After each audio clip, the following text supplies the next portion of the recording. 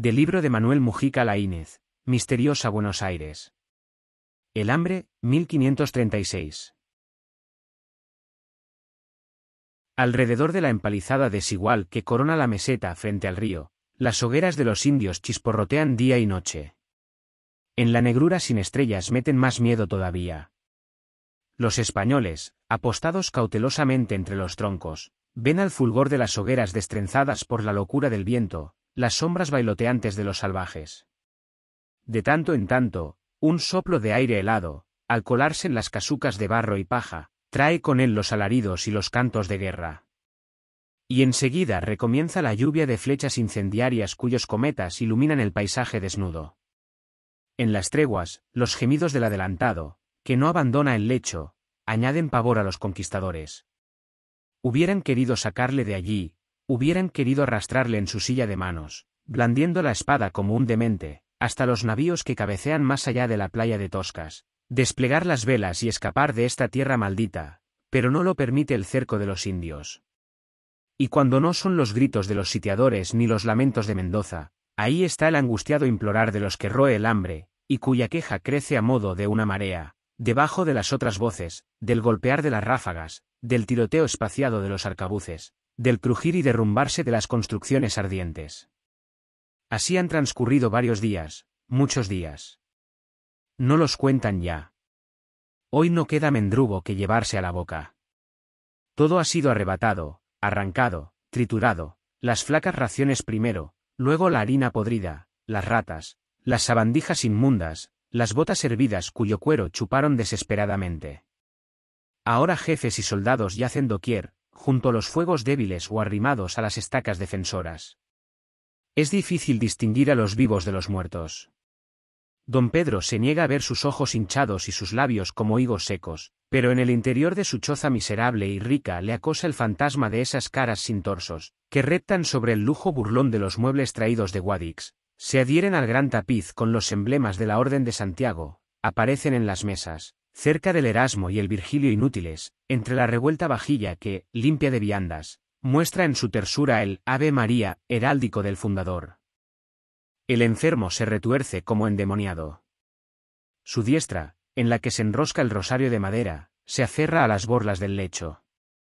Tira de ellas enfurecido, como si quisiera arrastrar el pabellón de Damasco y sepultarse bajo sus bordadas alegorías.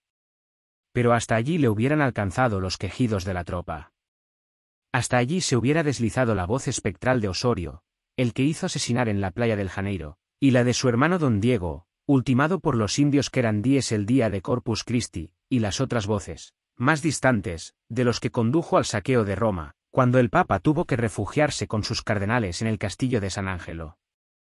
Y si no hubiera llegado aquel plañir atroz de bocas sin lenguas, nunca hubiera logrado eludir la persecución de la carne corrupta, cuyo olor invade el aposento y es más fuerte que el de las medicinas.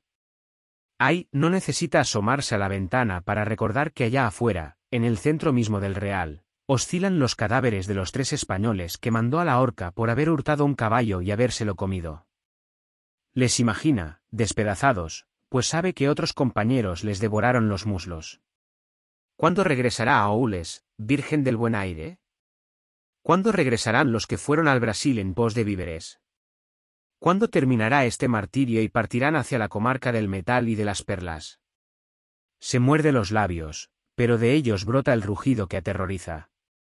Y su mirada turbia vuelve hacia los platos donde el pintado escudo del marqués de Santillana finge a su extravío, una fruta roja y verde. Baitos, el ballestero, también imagina. Acurrucado en un rincón de su tienda, sobre el suelo duro, piensa que el adelantado y sus capitanes se regalan con maravillosos festines, mientras él perece con las entrañas arañadas por el hambre. Su odio contra los jefes se torna entonces más frenético. Esa rabia le mantiene, le alimenta, le impide echarse a morir. Es un odio que nada justifica, pero que en su vida sin fervores obra como un estímulo violento. En Morón de la Frontera detestaba al señorío. Si vino a América fue porque creyó que aquí se harían ricos los caballeros y los villanos, y no existirían diferencias. ¿Cómo se equivocó? España no envió a las Indias armada con tanta hidalguía como la que fondeó en el Río de la Plata. Todos se las daban de duques. En los puentes y en las cámaras departían como si estuvieran en palacios. Baitos les ha espiado con los ojos pequeños, entrecerrándolos bajo las cejas pobladas. El único que para él algo valía, pues se acercaba a veces a la soldadesca, era Juan Osorio, y ya se sabe lo que pasó, le asesinaron en el Janeiro. Le asesinaron los señores por temor y por envidia, cuánto les odia, con sus ceremonias y sus aires. Como si no nacieran todos de idéntica manera. Y más ira le causan cuando pretenden endulzar el tono y hablar a los marineros como si fueran sus iguales. Mentira, mentiras. Tentado está de alegrarse por el desastre de la fundación que tan recio golpe ha asestado a las ambiciones de esos falsos príncipes. Sí. ¿Y por qué no alegrarse? El hambre le nubla el cerebro y le hace desvariar. Ahora culpa a los jefes de la situación. El hambre, hay, clavar los dientes en un trozo de carne. Pero no lo hay, no lo hay. Hoy mismo, con su hermano Francisco, sosteniéndose el uno al otro, registraron el campamento. No queda nada que robar. Su hermano ha ofrecido vanamente, a cambio de un armadillo, de una culebra, de un cuero, de un bocado, la única alhaja que posee, ese anillo de plata que le entregó su madre al zarpar de Sanlúcar y en el que hay labrada una cruz. Pero así hubiera ofrecido una montaña de oro, no lo hubiera logrado, porque no lo hay, porque no lo hay. No hay más que ceñirse el vientre que punzan los dolores y doblarse en dos y tiritar en un rincón de la tienda. El viento esparce el hedor de los ahorcados. Baitos abre los ojos y se pasa la lengua sobre los labios deformes. Los ahorcados. Esta noche le toca a su hermano montar guardia junto al patíbulo. Allí estará ahora, con la ballesta. ¿Por qué no arrastrarse hasta él? Entre los dos podrán descender uno de los cuerpos y entonces toma su ancho cuchillo de caza y sale tambaleándose. Es una noche muy fría del mes de junio. La luna macilenta hace palidecer las chozas, las tiendas y los fuegos escasos. Dijérase que por unas horas habrá paz con los indios, famélicos también, pues ha amenguado el ataque. Baitos busca su camino a ciegas entre las matas, hacia las orcas. Por aquí debe de ser. Sí, allí están, como tres péndulos grotescos, los tres cuerpos mutilados. Cuelgan, sin brazos, sin piernas. Unos pasos más y los alcanzará. Su hermano andará cerca. Unos pasos más. Pero de repente surgen de la noche cuatro sombras. Se aproximan a una de las hogueras y el ballestero siente que se aviva su cólera, atizada por las presencias inoportunas. Ahora les ve. Son cuatro hidalgos, cuatro jefes, don Francisco de Mendoza, el adolescente que fuera mayordomo de don Fernando, rey de los romanos, don Diego Barba, muy joven, caballero de la Orden de San Juan de Jerusalén, Carlos Dubrín, hermano de leche de nuestro señor Carlos V, y Bernardo Centurión, el genovés, antiguo cuatralbo de las galeras del príncipe Andrea Doria. Baitos se disimula detrás de una barrica. Le irrita observar que ni aun en estos momentos en que la muerte asedia a todos han perdido nada de su empaque y de su orgullo. Por lo menos lo cree él así. Y tomándose de la cuba para no caer, pues ya no le restan casi fuerzas, comprueba que el caballero de San Juan luce todavía su roja cota de armas, con la cruz blanca de 8 puntas abierta como una flor en el lado izquierdo, y que el italiano lleva sobre la armadura la enorme capa de pieles de nutria que le envanece tanto. A este Bernardo Centurión le execra más que a ningún otro. Ya en Sanlúcar de Barrameda, cuando embarcaron, le cobró una aversión que ha crecido durante el viaje. Los cuentos de los soldados que a él se refieren fomentaron su animosidad. Sabe que ha sido capitán de 4 galeras del príncipe Doria y que ha luchado a sus órdenes en Nápoles y en Grecia. Los esclavos turcos bramaban bajo su látigo, encadenados a los remos. Sabe también que el gran almirante le dio ese manto de pieles el mismo día en que el emperador le hizo a él la gracia del toisón. ¿Y qué? ¿Acaso se explica tanto engreimiento? De verle, cuando venía a bordo de la nao, hubieran podido pensar que era el propio Andrea Doria quien venía a América. Tiene un modo de volver la cabeza morena, casi africana, y de hacer relampaguear los aros de oro sobre el cuello de pieles, que a Baitos le obliga a apretar los dientes y los puños. Cuatralbo, cuatralbo de la armada del príncipe Andrea Doria. ¿Y qué? ¿Será el menos hombre, por ventura? También dispone de 2 brazos y de 2 piernas y de cuánto es menester. Conversan los señores en la claridad de la fogata. Brillan sus palmas y sus sortijas cuando las mueven con la sobriedad del ademán cortesano, brilla la cruz de Malta, brilla el encaje del mayordomo del rey de los romanos, sobre el desgarrado jubón, y el manto de nutrias se abre, suntuoso, cuando su dueño afirma las manos en las caderas. El genovés dobla la cabeza crespa con altanería y le tiemblan los aros redondos. Detrás, los 3 cadáveres giran en los dedos del viento. El hambre y el odio ahogan al ballestero. Quiere gritar más, no lo consigue y cae silenciosamente desvanecido sobre la hierba rala. Cuando recobró el sentido, se había ocultado la luna y el fuego parpadeaba apenas, pronto a apagarse.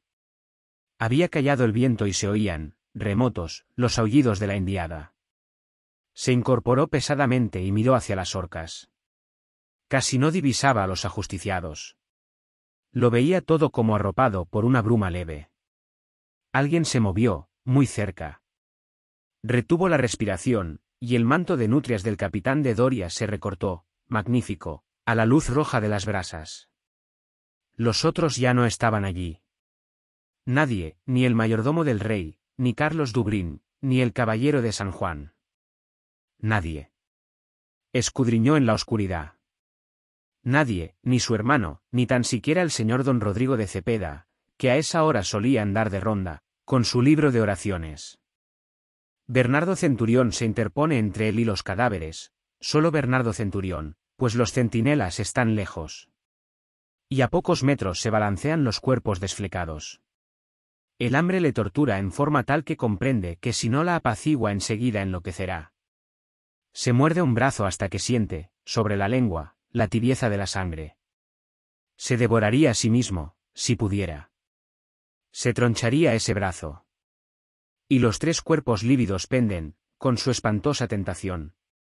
Si el genovés se fuera de una vez por todas, y por qué no, en verdad, en su más terrible verdad, de una vez por todas? ¿Por qué no aprovechar la ocasión que se le brinda y suprimirle para siempre? Ninguno lo sabrá. Un salto y el cuchillo de caza se hundirá en la espalda del italiano. Pero, ¿podrá él, exhausto, saltar así? En Morón de la Frontera hubiera estado seguro de su destreza, de su agilidad. No, no fue un salto, fue un abalanzarse de acorralado cazador. Tuvo que levantar la empuñadura afirmándose con las 2 manos para clavar la hoja. ¿Y cómo desapareció en la suavidad de las nutrias? Cómo se le fue hacia adentro, camino del corazón, en la carne de ese animal que está cazando y que ha logrado por fin. La bestia cae con un sordo gruñido, estremecida de convulsiones, y él cae encima y siente, sobre la cara, en la frente, en la nariz, en los pómulos, la caricia de la piel. 2, 3 veces arranca el cuchillo. En su delirio no sabe ya si ha muerto al cuatralbo del príncipe Doria o a uno de los tigres que merodean en torno del campamento. Hasta que cesa todo estertor. Busca bajo el manto y al topar con un brazo del hombre que acaba de apuñalar, lo cercena con la faca e hinca en él los dientes que aguza el hambre. No piensa en el horror de lo que está haciendo, sino en morder, en saciarse. Solo entonces la pincelada bermeja de las brasas le muestra más allá, mucho más allá, tumbado junto a la empalizada, al corsario italiano. Tiene una flecha plantada entre los ojos de vidrio. Los dientes de Baitos tropiezan con el anillo de plata de su madre, el anillo con una labrada cruz, y ve el rostro torcido de su hermano, entre esas pieles que Francisco le quitó al cuatralbo después de su muerte, para abrigarse. El ballestero lanza un grito inhumano. Como un borracho se encarama en la estacada de troncos de sauce y ceibo, y se echa a correr barranca abajo, hacia las hogueras de los indios. Los ojos se le salen de las órbitas, como si la mano trunca de su hermano le fuera apretando la garganta más y más.